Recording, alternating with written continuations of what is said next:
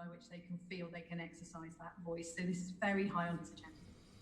Diane Abbott. Thank you, Chair.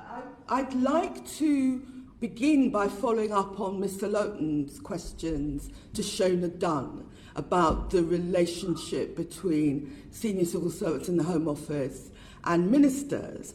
And Ms. Dunn, if I understood her, said everything was fine, which made me look up the Wendy Williams report.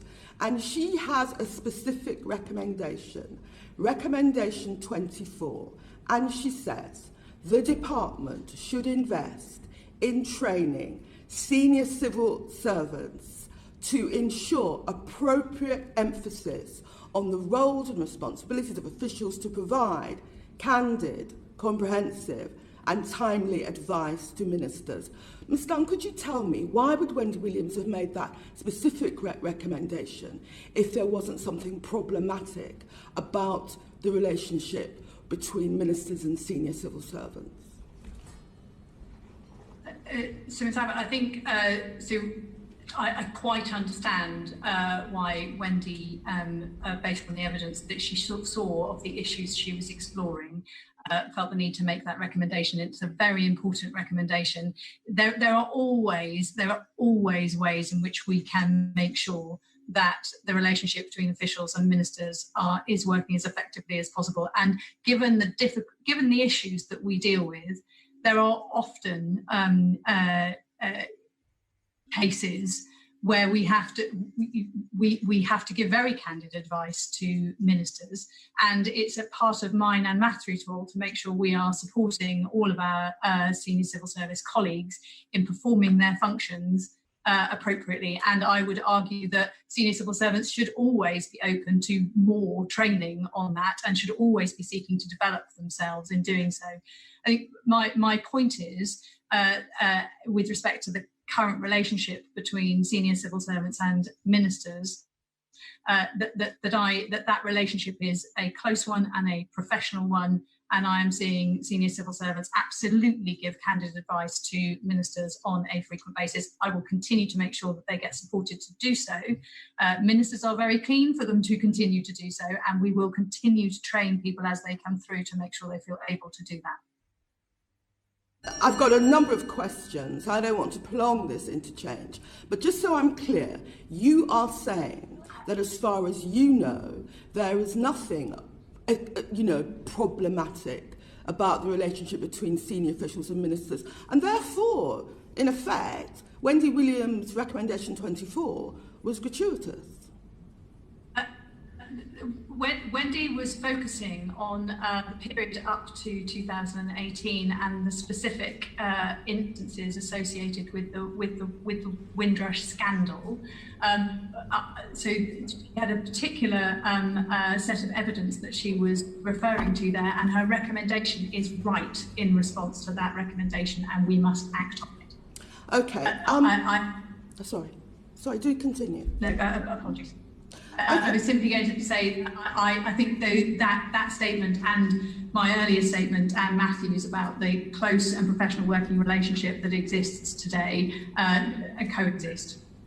I wanted to ask a few questions that arise from the Wendy Williams report. And one of the things she said, which I think is important, was it's important for the Home Office to look beyond the Caribbean in examining the whole Windrush affair, because as those of us who have a constituent interest will know, there were people from West Africa, South Asia, who were part of that cohort that came in and were caught up in Windrush. So are you able to tell me whether you were looking beyond the Caribbean, and also whether you have or are reviewing data on other Commonwealth countries?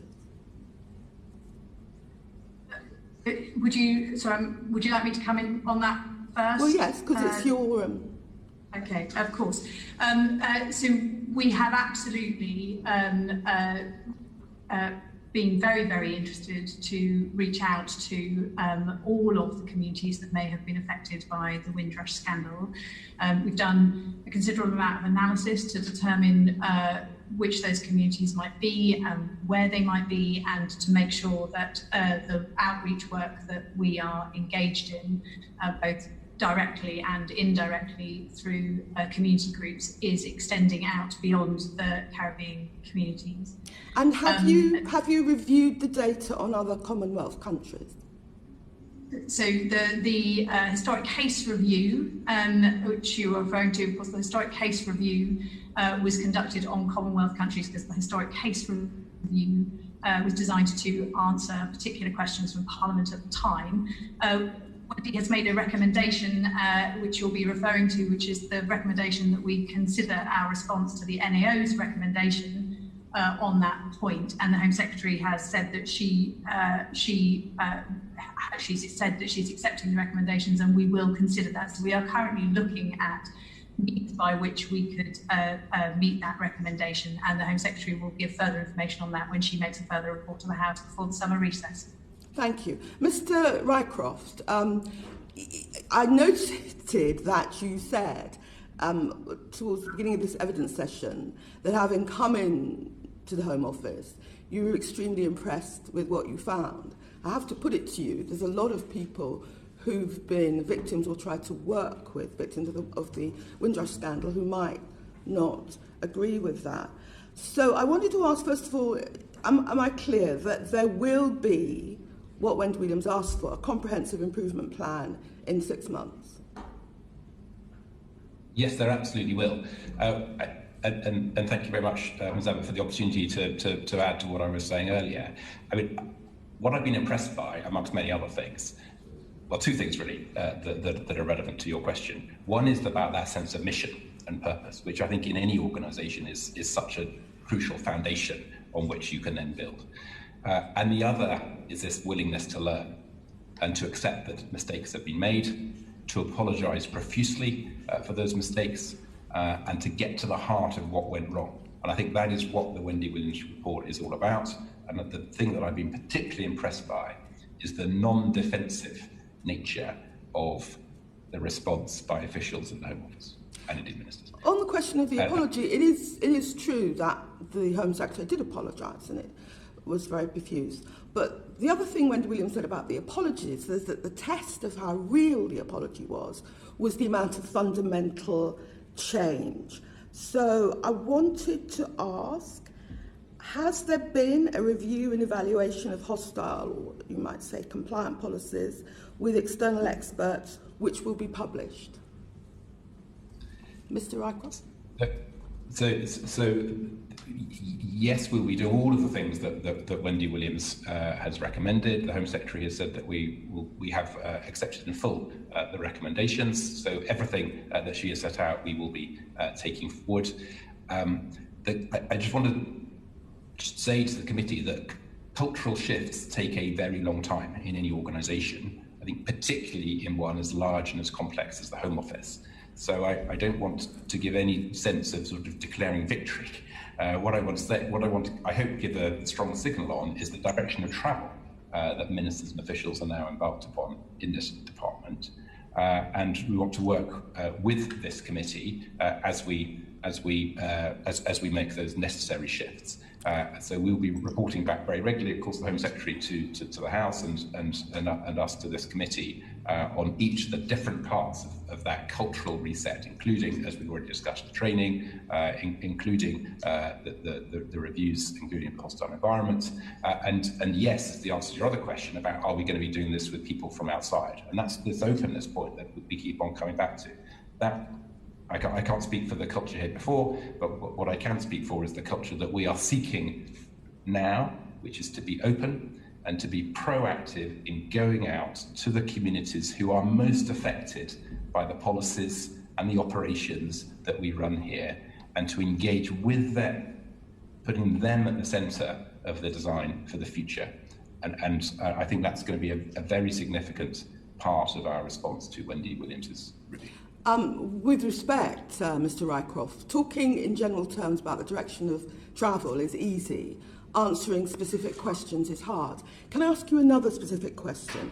One of the things that Wendy Williams recommended was the reduction of the complexity of immigration and nationality law, immigration rules and guidance. Have you begun that process?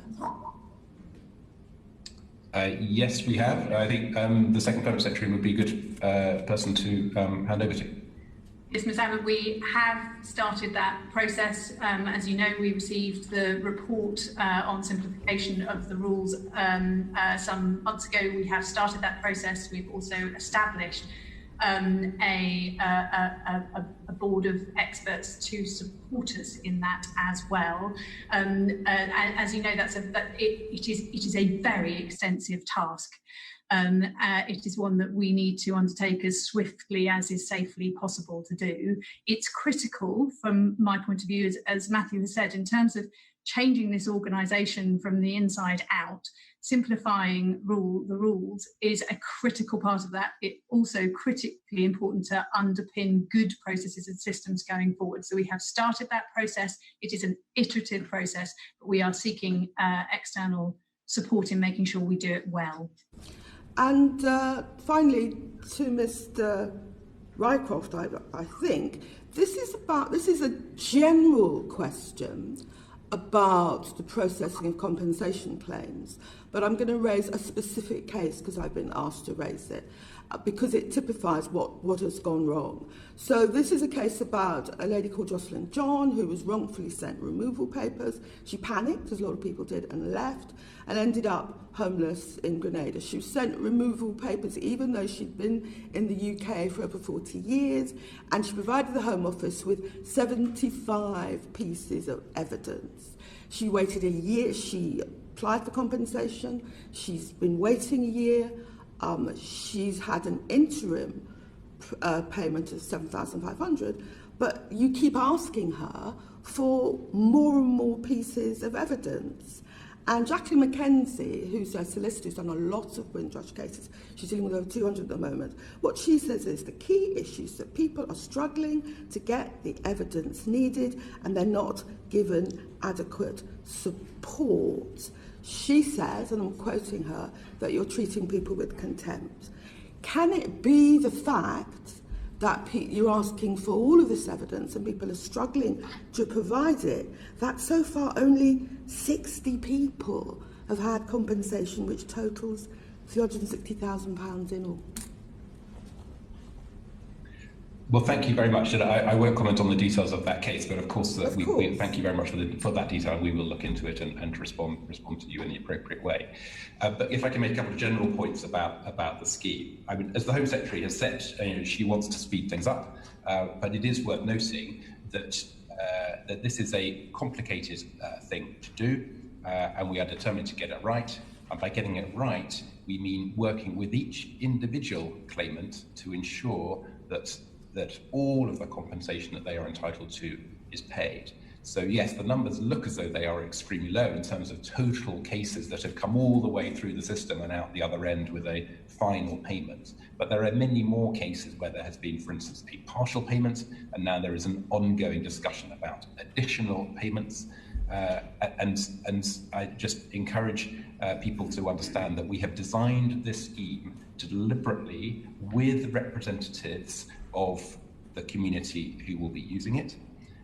And we are determined to take our time, not to rush, not to make mistakes, and to ensure that everyone in the end gets the full compensation to which they are entitled as a really important part of our response to the scandal.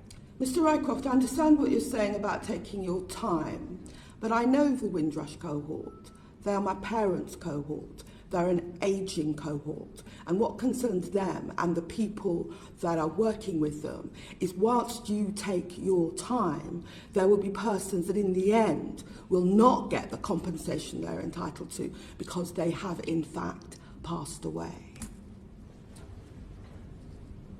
Well, let me just repeat that we will continue to work as fast as the circumstances permit with the claimants, with their legal representatives, trying to make it as simple as possible. But it is by its nature a complex scheme that requires individual decisions that are absolutely about the individual case, the individual faces behind each case. We will make America great again.